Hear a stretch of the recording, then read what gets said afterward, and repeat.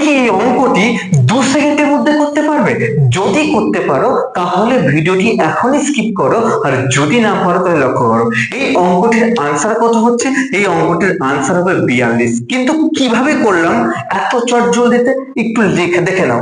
এখানে 10 করা আছে, 10 একটা, দুটো, তিনটে, চারটে।